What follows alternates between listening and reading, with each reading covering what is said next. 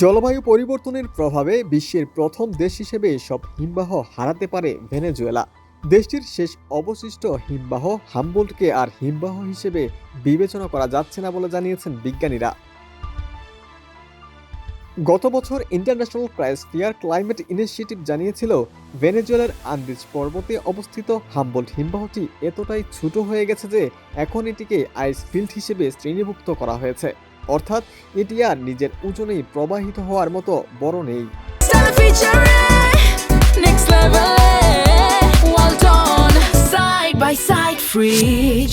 গত এক শতকে ভেনেজুয়েলা অন্তত 6টি হিমবাহ হারিয়েছে।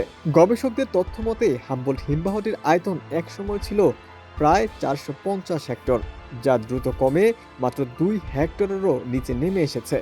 বিশেষজ্ঞরা বলছেন বৈশ্বিক উষ্ণতা বৃদ্ধির ফলে তাপমাত্রা বাড়ছে এবং দ্রুত গলছে বরফ। এতে একদিকে সমুদ্রপৃষ্ঠের উচ্চতা বাড়ছে, অন্যদিকে পাহাড়ি অঞ্চলের পানির উৎস হুমকিতে পড়েছে। বিজ্ঞানীদের মতে একবার কোনো হিমবাহ সম্পূর্ণ গলে গেলে সেটি আবার ফিরে আসা প্রায় অসম্ভব।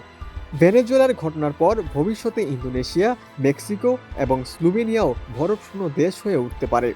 তারা সতর্ক করে বলেছেন, কার্বন নিঃসরণ কমানো না গেলে শতকের শেষ নাগাদ বিশ্বের 20 থেকে 80% হিমবাহ বিলুপ্ত হওয়ার ঝুঁকি রয়েছে। ডেস্ক রিপোর্ট, সমকাল।